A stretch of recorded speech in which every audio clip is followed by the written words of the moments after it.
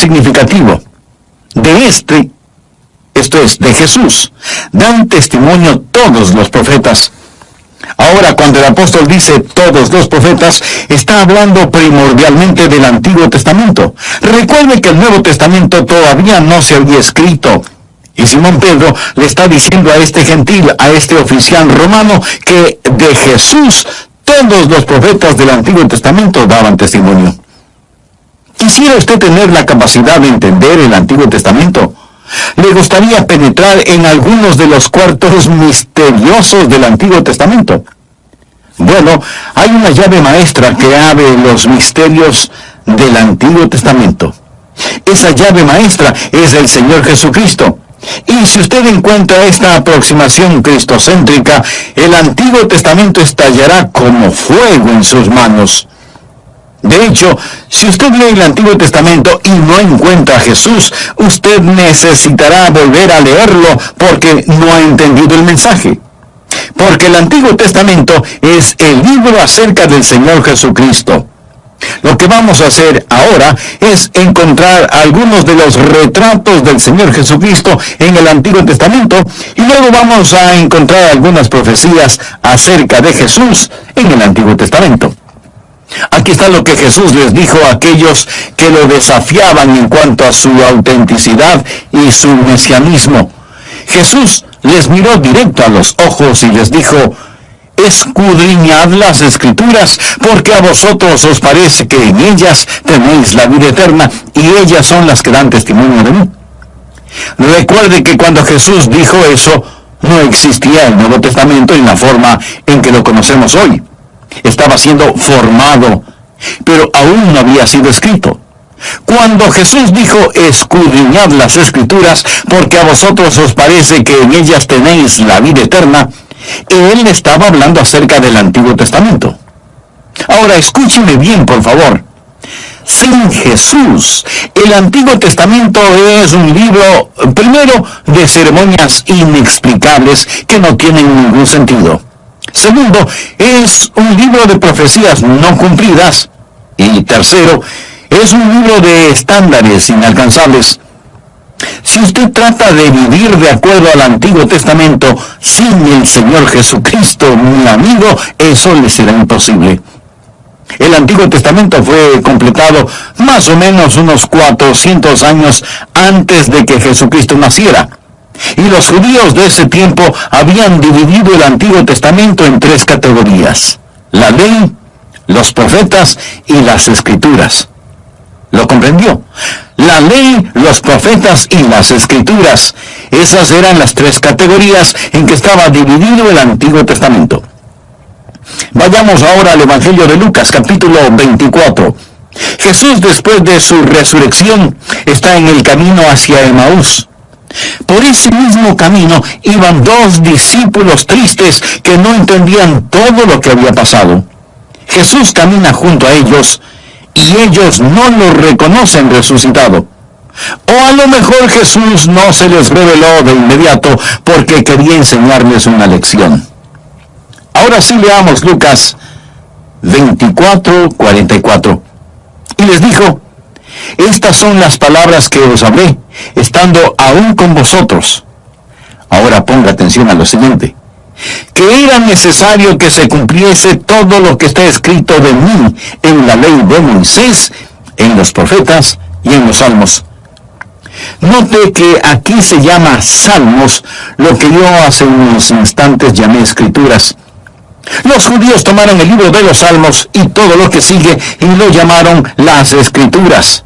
Y luego la Biblia dice: entonces les abrió el entendimiento para que comprendiesen, ¿qué cosa? Las Escrituras. Ahora, ¿cómo ellos iban a comprender las Escrituras? Las iban a comprender encontrando en las Escrituras todas las cosas que se referían a Él.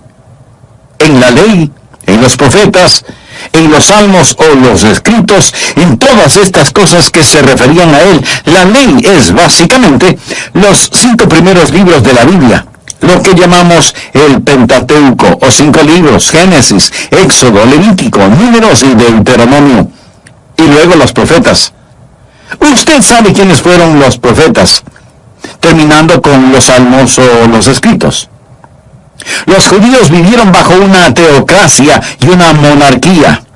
La teocracia es el gobierno de Dios. Teos significa Dios. Dios gobernaba y ellos no tenían un rey hasta cuando pidieron que querían tener un rey. Dios les dio a Saúl y luego una sucesión de reyes. Así que los judíos vivieron bajo una teocracia y una monarquía. En la teocracia y en la monarquía hay tres tipos de personas que eran ungidas o cristianizadas. Cristo significa el ungido. Se ungía a los profetas. Si un hombre iba a ser profeta en Israel, era ungido. Se ungía a los sacerdotes. Si un hombre iba a servir como sacerdote, tenía que ser ungido. Se ungía a los reyes. Si un hombre iba a ser rey sobre Israel, debía ser ungido. ¿Quiénes eran los ungidos? Los profetas, los sacerdotes y los reyes. Ahora usted va a descubrir que el Señor Jesucristo estaba tipificado en todos los profetas, los sacerdotes y los reyes, porque ¿quién es el Señor Jesucristo? Él es profeta, Él es sacerdote y Él es rey. Toda la historia del Antiguo Testamento es acerca del Señor Jesucristo. El Mesías está representado como profeta, sacerdote y rey. Por eso cuando llegamos al Nuevo Testamento encontramos el cumplimiento de lo profetizado. Por ejemplo, en los evangelios de Mateo, Marcos, Lucas y Juan vemos a Jesús como el profeta predicando acerca del reino de Dios. En los Hechos y en las epístolas vemos a Jesús como el sacerdote ascendido, intercediendo por la gente de Dios. Y en el libro de Apocalipsis vemos a Jesús como el rey que retorna, que regresa para gobernar y reinar. Usted puede ver que todos los retratos de Jesús en el Antiguo Testamento como profeta, sacerdote y rey hallan cabal cumplimiento en el Nuevo Testamento, donde vemos a Jesús como profeta, sacerdote y rey. En cualquier lugar del Antiguo Testamento usted podrá encontrar retratos de Jesús. Voy a mencionar algunos de estos, y algunos serán un enigma para usted. No puedo entenderlos. Pero vamos a pensar en ellos por unos momentos. Va a encontrar a Jesús como el segundo Adán, porque el primer Adán profetizó de él. Jesús es un profeta como Moisés, porque Moisés es una simbología de él. Jesús es un sacerdote como Aarón y Melquisedec, porque ellos fueron prefiguras de él. Jesús es un campeón como Josué, cuyo nombre literalmente significa Jesús. Y él es la contraparte de Jesús en el Antiguo Testamento. Jesús es el cumplimiento de la ofrenda de Isaac en el monte Moria, en donde Jesús literalmente murió. Jesús es rey como David. Jesús es un sabio consejero como Salomón. Jesús es un amado, rechazado y exaltado hijo, proveedor de alimento para todo el mundo, como José. Jesús es retratado en el arca del pacto. Jesús es el sacrificio sobre el altar de bronce en el tabernáculo, en el templo. Jesús es el trono de la misericordia en el santuario, donde habitaba la gloria de Dios. Jesús es el agua que brotó de la roca. Jesús es el maná que cayó del cielo. Jesús es la serpiente de bronce levantada en el desierto. Jesús es el cordero pascual. Jesús es el macho cabrío que lleva en sí los pecados de la gente. Jesús es el león de Judá y el buen pastor. Jesús es la raíz que brota de tierra seca, nacido de una virgen. Jesús es la vid verdadera. Jesús es aquel que, aún desfigurado y sin atractivo, es digno de ser amado. En la totalidad del Antiguo Testamento, ¿quién es Él? Su nombre es Jesús. Lo repito, mi amigo, el Antiguo Testamento sin el Señor Jesucristo sería como un camino que no conduce a ninguna parte. Y sin embargo, cuando usted mira la Biblia, descubrirá y verá a Jesucristo por todas partes, como profeta, como sacerdote y como rey. Un artista tomó la Constitución de los Estados Unidos y pintó cada una de sus letras muy cuidadosamente, sombreando cada letra con diferentes tonalidades. De cerca, usted puede leer la Constitución, pero si retrocede un poco, descubrirá que las letras sombreadas por el artista revelan el retrato de George Washington. Algo semejante encontramos en el Antiguo Testamento. De cerca vemos leyes y ceremonias, prácticas y tipologías, pero al retroceder un poco descubrimos a Jesús, el Hijo de Dios. Usted ve a Jesús en el Antiguo Testamento, ve retratos de Jesús en el Antiguo Testamento. En segundo lugar, usted verá profecías del Señor Jesucristo en el Antiguo Testamento. Aquellos que escribieron el Antiguo Testamento fueron llamados profetas. Y las profecías cumplidas son las grandes pruebas de la deidad de Jesucristo. Dios comenzó a preparar al mundo para la venida de Jesús con más de 300 profecías referentes a Él. 300 profecías en el Antiguo Testamento. Por lo tanto, no puede haber ningún error en que Jesús es el Mesías. La ley de probabilidades matemáticas hace totalmente imposible que Jesús no sea el Mesías, o que cualquier otro pueda reclamar ser el Mesías de acuerdo a la ley de probabilidades. Ahora, esta ley de probabilidades no es una ley abstracta. Aquellos de ustedes que tienen pólizas de seguridad o seguro de vida, ese seguro de vida está basado en la ley de probabilidades. La gente en el negocio de los seguros se basa en la ley de probabilidades matemáticas. Por ejemplo, ellos asegurarán a un hombre saludable de 30 años por una módica suma de, digamos, $50 mensuales, y asegurarán su vida por $1.000.000. Eso quiere decir que si él muere, la aseguradora pagará a quien le sobreviva $1.000.000, aunque él haya estado pagando solo $50 al mes. ¿Es porque a la aseguradora le gusta regalar el dinero? No, de ninguna manera. Ellos saben con exactitud cuál es la ley de probabilidades de que este hombre muera durante sus años 30. Y saben que en este negocio van a hacer dinero. Arriesgan billones de dólares en lo que llamamos probabilidad matemática. La siguiente ilustración la he usado antes, pero viene tan al caso que debo usarla nuevamente para mostrarle cómo trabaja la ley de probabilidades matemáticas. Tengo un querido hijo que vive en España. Es un misionero allá, y es un verdadero hombre de Dios. Mi esposa y yo amamos a nuestro hijo David, a su esposa Kelly, y a Jonathan y a Esteban. Los amamos con todo nuestro corazón. Les amamos tanto que deberían ver nuestro gasto telefónico. Ahora, suponga que quiero llamar a David allá en España. ¿Cree que puedo levantar el teléfono y marcar al azar algunos números y comunicarme con David? Quiero decir, ¿qué chance tengo de que con 6 billones de personas sobre el planeta yo levante el teléfono, marque algunos números sin ton ni son y que de inmediato David conteste al teléfono? No es así.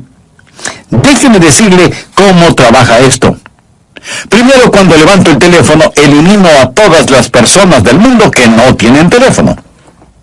Así que el campo se achica considerablemente. Ahora marco el 011. ¿Sabe lo que sucede cuando hago eso? Elimino a las personas que viven en América porque ese es un número para el extranjero. Luego marco el 34. Cuando hago eso, elimino a todos los países, menos España. Luego empiezo a marcar series de números sucesivos y con cada número que marco, elimino a personas que no tienen ese número, o el siguiente, y así continúo achicando el campo hasta que finalmente marco el último número. Y una voz varonil contesta al teléfono y dice, diga. Y yo digo, buenos días.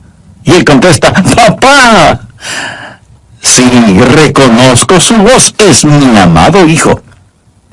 Ahora piensa que la ley de probabilidades es cuestión de levantar el teléfono, comenzar a marcar números ciegamente y que mi hijo, de entre los 6 millones de personas que viven en la Tierra, conteste el teléfono. ¿Cuáles son las probabilidades de que eso suceda? Absolutamente cero. Usemos la misma ilustración para ver si podemos llamar al Hijo de Dios.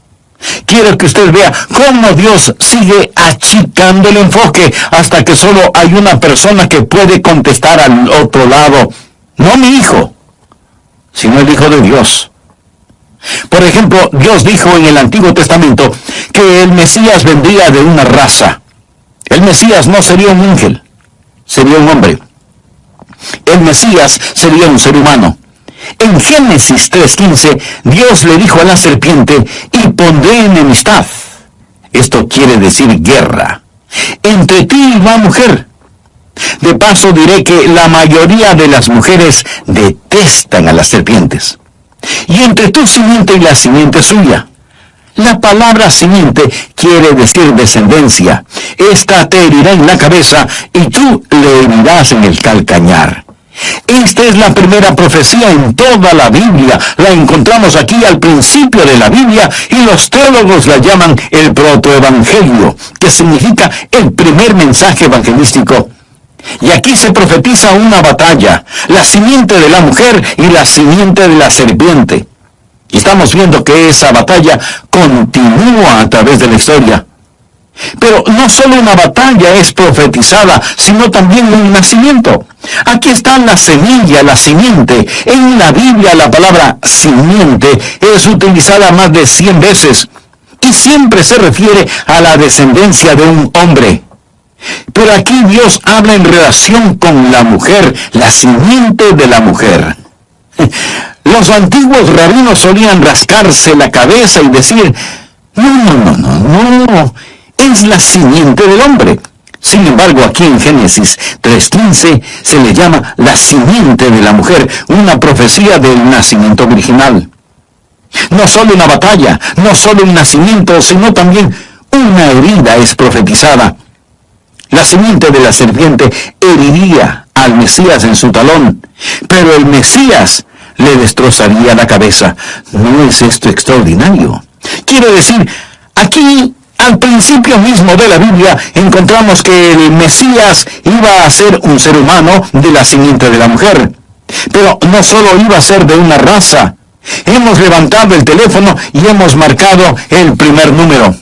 En segundo lugar, sería de una sección de esa raza porque al pasar del tiempo hubo un hombre llamado Noé.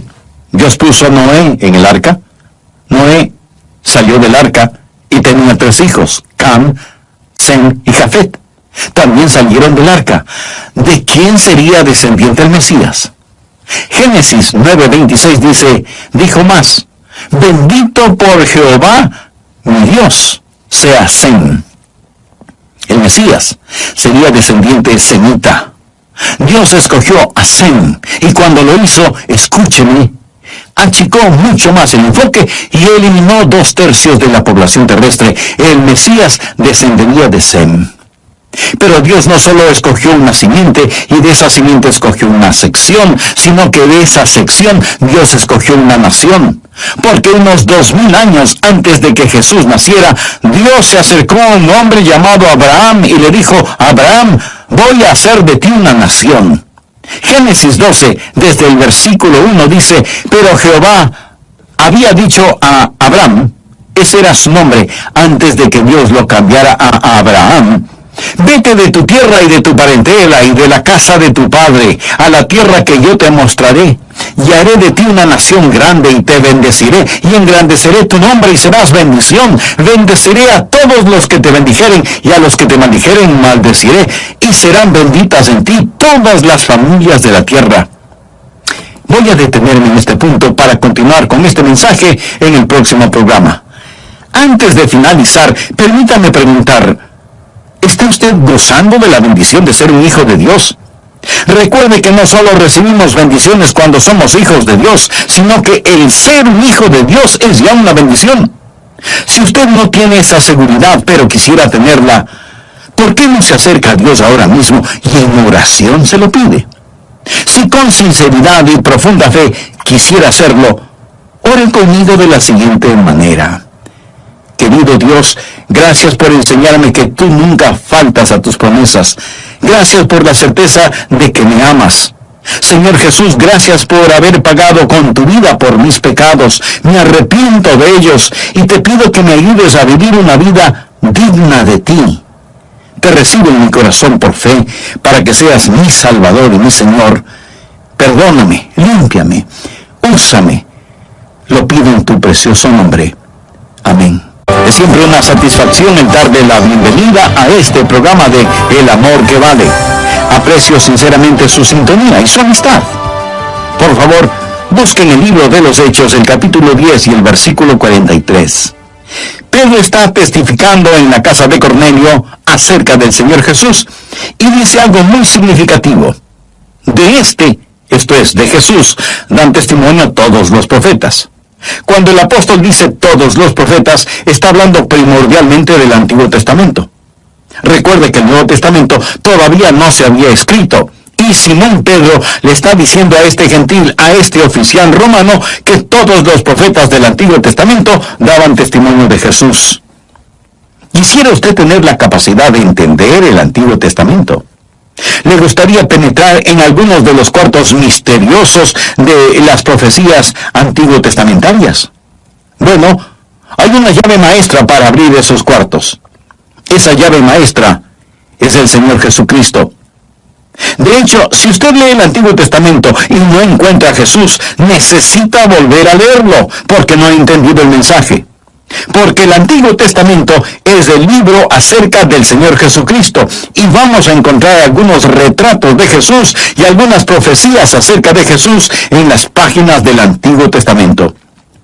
A aquellos que le desafiaban en cuanto a su autenticidad y mesianismo, Jesús, mirándoles directamente a los ojos, les dijo: escudriñad las Escrituras, porque a vosotros os parece que en ellas tenéis vida eterna, y ellas son las que dan testimonio de mí. Y cuando Jesús dijo estas palabras, hacía referencia al Antiguo Testamento. Ahora escúcheme atentamente.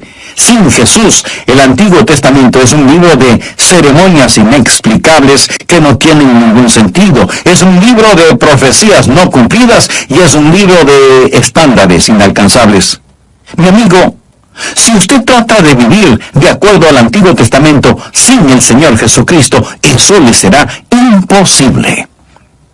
El Antiguo Testamento fue completado unos 400 años, más o menos, antes del nacimiento de Jesús. Y los judíos de ese tiempo habían dividido el Antiguo Testamento en 3 categorías: la ley, los profetas y las Escrituras. Veamos lo que relata Lucas en el capítulo 24 de su Evangelio. Jesús, después de su resurrección, está en el camino hacia Emaús. Por ese mismo camino iban 2 discípulos tristes que no entendían todo lo que había pasado. Jesús camina junto a ellos y ellos no le reconocen resucitado. O a lo mejor Jesús no se les reveló de inmediato porque quería enseñarles una lección. Leamos Lucas 24, versos 44 y 45. Y les dijo: estas son las palabras que os hablé, estando aún con vosotros. Ahora ponga atención a lo siguiente: que era necesario que se cumpliese todo lo que está escrito de mí en la ley de Moisés, en los profetas y en los salmos. Note que aquí se llama salmos a lo que yo hace un instante llamé escrituras. Los judíos tomaron el libro de los salmos y todo lo que sigue y lo llamaron las escrituras. Y luego el Evangelio de Lucas dice: entonces les abrió el entendimiento para que comprendiesen las escrituras. Toda la historia del Antiguo Testamento es acerca del Señor Jesucristo. El Mesías está representado como profeta, sacerdote y rey. Por eso, cuando llegamos al Nuevo Testamento, encontramos el cumplimiento de lo profetizado. Por ejemplo, en los evangelios de Mateo, Marcos, Lucas y Juan, vemos a Jesús como el profeta predicando acerca del reino de Dios. En los hechos y las epístolas vemos a Jesús como el sacerdote ascendido intercediendo frente a Dios. Y en el libro del Apocalipsis vemos a Jesús como el rey que retorna, que regresa para gobernar y reinar. El Antiguo Testamento, sin el Señor Jesucristo, sería como un camino que no conduce a ninguna parte. Y sin embargo, cuando usted estudia la Biblia, descubrirá y verá a Jesucristo por todas partes, como profeta, como sacerdote y como rey. En el Antiguo Testamento, Dios dijo que el Mesías vendría de una raza, que sería de una sección de esa raza, y que esa sección saldría de una nación. Así, unos 2000 años antes de que Jesús naciera, Dios se acercó a un hombre llamado Abraham y le dijo: Abraham, voy a hacer una nación grande de ti. Génesis 12, desde el versículo 1 dice: pero Jehová había dicho a Abraham, ese era su nombre antes de que Dios lo cambiara a Abraham: vete de tu tierra y de tu parentela, y de la casa de tu padre, a la tierra que yo te mostraré, y haré de ti una nación grande, y te bendeciré, y engrandeceré tu nombre, y serás bendición. Bendeciré a todos los que te bendijeren, y a los que te maldijeren maldeciré, y serán benditas en ti todas las familias de la tierra. ¿Se acuerda de la ilustración de la llamada telefónica a mi hijo David, que es misionero en España? No es cuestión de levantar el auricular y marcar números sin ton ni son. No hay ni jamás habrá un teléfono así de milagroso. Para hablar con él por teléfono tengo que hacer cosas específicas. Y seguimos marcando números. Primero una raza, segundo una sección de esa raza, tercero una nación de esa sección de esa raza. Pero Abraham tuvo 2 hijos, Isaac e Ismael. ¿Cuál de los dos continúa la línea? Bien, en Génesis 17:19 leemos: respondió Dios: ciertamente Sara tu mujer te dará a luz un hijo, y llamará su nombre Esaú. ¿Cuál de estos dos iba a escoger Dios? Bien, Dios escogió a Isaac, y ahora escoge a un hijo de Isaac, no Esaú ni Jacob. Y cuando Dios hizo eso, eliminó al 50% de aquellos a ser elegidos. Dios escogió a Jacob. En el libro de Números 24:17 leemos: lo veré, mas no ahora, lo miraré, mas no de cerca. Saldrá estrella de Jacob, y se levantará cetro de Israel. Y aquí está Jacob, quien tiene 12 hijos. Pero Dios escoge uno de los 12, y ese es Judá. Escuche lo que dice Génesis 49:10. No será quitado el cetro de Judá, ni el legislador de entre sus pies, hasta que venga Silo, y a él se congregarán los pueblos. Así que Dios escoge una raza, y luego una sección de esa raza, después escoge una nación de esa sección, luego una tribu de esa nación, la tribu de Judá, pero Dios aún no ha terminado. Dios sigue marcando números en su teléfono celestial, y ahora Dios toma a la tribu de Judá, y de esa tribu escoge una familia. ¿Qué familia? Bien, la familia de esa tribu, sacada de esa nación, escogida de esa sección, sacada de una raza, fue la familia de Isaí. Leamos Isaías 11:1. Saldrá una vara del tronco de Isaí, y un vástago retoñará de sus raíces. Ahora, la vara, el gobernador, el reino, va a venir de una familia en particular, la familia de Isaí. El Mesías será descendiente de la familia de Isaí, y por lo tanto todas las otras familias de Judá quedan eliminadas. Pero Dios aún no ha terminado. Dios va a ajustar el enfoque un poquito más. No solo que el Mesías descenderá de Isaí, sino que dice que el Mesías saldrá de una casa de esa familia, de esa tribu, de esa nación, de esa sección, de esa raza. ¿Cuál es la familia? La casa será la casa de David. Veamos 2 de Samuel 7:8. Ahora pues dirás así a mi siervo David: así ha dicho Jehová de los ejércitos: yo te tomé del redil, de detrás de las ovejas, para que fueses príncipe sobre mi pueblo, sobre Israel. Y cuando tus días sean cumplidos y duermas con tus padres, yo levantaré después de ti a uno de tu linaje, el cual procederá de tus entrañas. esto es, un descendiente de David, y afirmaré su reino. Ahora, Isaí tuvo 8 hijos, y 7 de los 8 fueron eliminados. Dios sigue ajustando el enfoque. El Mesías descendería de la casa de David, pero Dios todavía no ha terminado. Tenemos la casa de David, pero ahora habrá cierta mujer de la casa de David, de esa familia, de esa tribu, de esa nación, de esa sección, de esa raza. Esta mujer sería una virgen. Isaías 7:14 dice, por tanto, el Señor mismo os dará señal. He aquí que la virgen concebirá y dará a luz un hijo. No cualquier hija de la casa de David, sino una virgen concebiría en su vientre un hijo. Ahora escúcheme, un hijo nació de esa virgen, de esa casa, de esa familia, de esa tribu, de esa nación, de esa sección, de esa raza. Pero Dios no ha terminado todavía. Él no puede nacer donde quiera. Tiene que nacer en Belén. Él no puede ser simplemente una persona ordinaria. Tiene que ser odiado, vendido por 30 piezas de plata, traicionado. Tiene que ser crucificado, sus manos y sus pies perforados, y tiene que ser levantado de entre los muertos. Y cuando usted marca todos estos números en el teléfono, ¿qué es lo que tiene? A Jesús, el Hijo de Dios.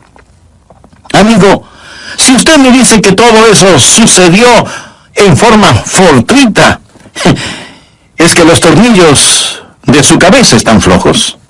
Escuche, hay más de 300 profecías en el Antiguo Testamento relacionadas con Jesús. Yo he mencionado menos de 15. Hay un hombre llamado Pedro Stoner que estudia la ley de probabilidades y es un gran matemático. Él toma las profecías y aplica la ley de probabilidades. Y la siguiente es una ilustración que él da para que podamos entender de alguna manera el cuadro mental de este asunto. Pedro Stoner dice que si usted cubriera todo el estado de Texas con dólares de plata de frontera a frontera, y con 1 metro de profundidad, eso significaría una cantidad impresionante de monedas de plata. A los tejanos, y a cualquiera, les gustaría eso, ¿no le parece? Ahora, marque una de esas monedas, cubra por completo los ojos de un hombre, y póngalo en cualquier sitio en el estado de Texas, y déjelo allí, nadando entre las monedas de plata. Si es que al primer intento él encuentra la moneda marcada, matemáticamente será la misma probabilidad de que 8 de las profecías mencionadas se cumplan en un solo individuo. Yo mencioné 15, pero hay más de 300. Amigo, cuando usted toma la ley de probabilidades y comienza a añadir números y más números, no hay forma de terminar. Verá, usted encuentra al Señor Jesucristo en el Antiguo Testamento. Jesús está retratado ahí. Todos los símbolos, todos los emblemas, todas las ceremonias retratan al Señor Jesús. Él es profeta, es sacerdote, es rey. Y luego usted mira las profecías cumplidas y dice, ¿cómo puede suceder esto? Aparte de la inspiración divina. Antes de finalizar, quiero decirle 2 cosas. Primero, usted puede confiar en la palabra de Dios. Lo repito, usted puede confiar en la palabra de Dios. Segundo, usted puede confiar en el Dios de esa palabra. Quiero decir, si usted confía en la palabra de Dios, ciertamente debe confiar en el Dios de esa palabra. El Antiguo Testamento dice que alguien vendría. El Nuevo Testamento le dice a usted cómo Jesús, quien vendrá otra vez, le prepara para su segunda venida. ¿Cómo usted puede conocer al Señor Jesucristo como su Salvador y Señor? Yo no trato de probarle a usted que Jesús es el Mesías. Eso está más allá de toda prueba. La verdadera fe está enraizada en la evidencia. La verdadera fe va más allá de la evidencia. La verdadera fe se vuelve su propia y mejor evidencia. Si usted trata de explicar a Dios, se morirá y se irá al infierno y no habrá podido explicar a Dios. La Biblia dice, ¿podrá el hombre con su razón encontrar a Dios? Nada podrá sostener ninguna cosa más allá de su propia capacidad. En otras palabras, usted no puede poner 2 galones de líquido en un recipiente de 1 galón. ¿Y cree usted que puede meter a Dios en su mente? No. Su mente no tiene la capacidad para contener a Dios. Por lo tanto, no trate de eliminar a Dios solo porque no lo entiende. Verá, para que yo pueda tener un Dios que pueda adorar, Él debe ser un Dios mucho más grande que mi mentalidad. Si yo puedo entender a Dios, Dios no sería más grande que mi intelecto, lo cual lo haría un Dios demasiado pequeño como para que yo le adore. Ahora, si pudiéramos entender a Dios, no lo necesitaríamos. Mi amigo, permítame decirle algo. No tenemos que entender a Dios para conocerle.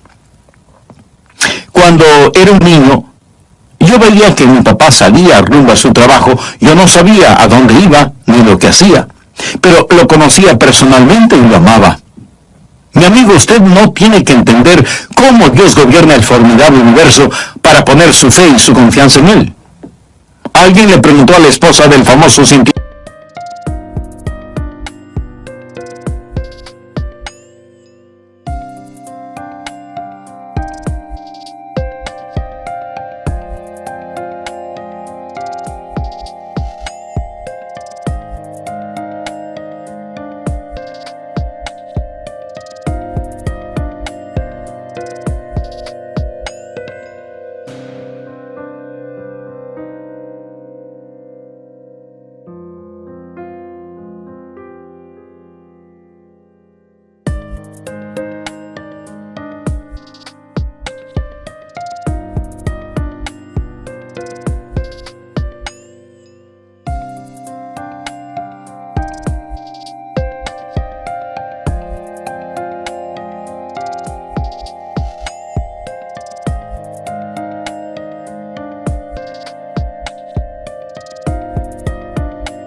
Alberto Einstein sí entendía la teoría de la relatividad, y ella contestó: no lo entiendo, pero entiendo a mi esposo porque le conozco.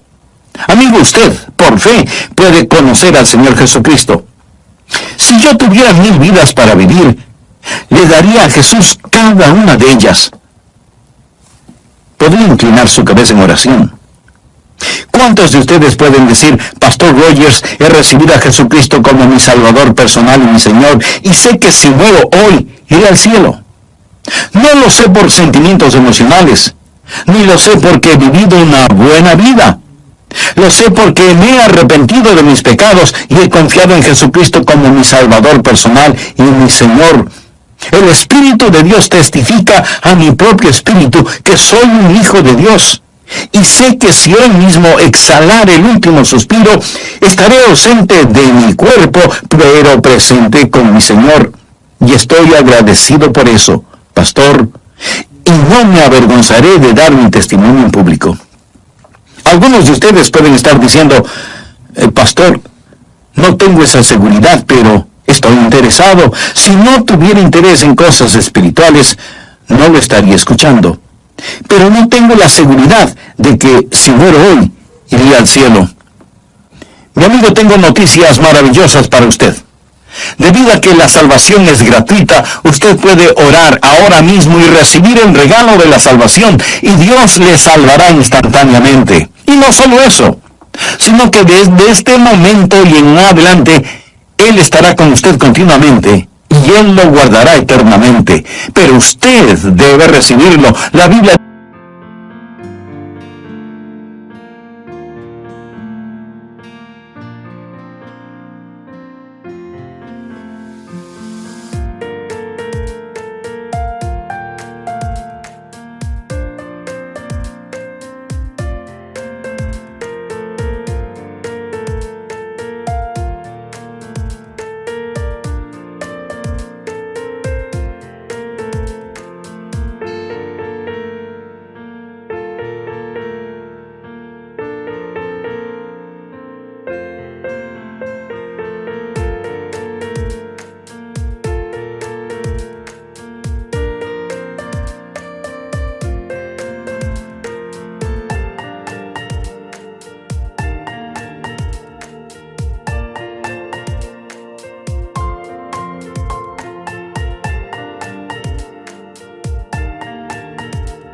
dice, cree en el Señor Jesucristo y serás salvo.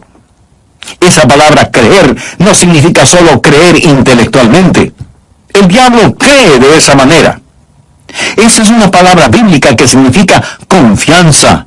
Usted puede creer que un avión puede volar, pero usted no confía sino hasta cuando vuele en ese avión. Confíe en el Señor Jesucristo. Me permite guiarme en oración para que usted invite a Jesús a entrar en su corazón. Diga conmigo la siguiente oración. Querido Dios, sé que me amas y que quieres salvarme. Jesús, tú moriste para salvarme. Tú prometes salvarme si confío en ti. Confío en ti, Jesús, ahora mismo. Te recibo en mi vida. Te entrego mi vida por fe. Perdona mis pecados. Límpiame. Comienza a hacerme la clase de persona que tú quieres que sea. Creo que con tu sangre pagaste la deuda de mi pecado. Gracias, Jesús. Y porque tú moriste por mí, yo viviré para ti. Ayúdame, Señor Jesús, a nunca avergonzarme de ti. Dame el valor para confesarte públicamente. En tu nombre oro. Amén. Si usted sinceramente oró e hizo una decisión por Cristo, lo invito a que nos escriba y nos deje saber al respecto para orar que Dios le bendiga y le ayude en su nuevo caminar como creyente en el Señor Jesucristo.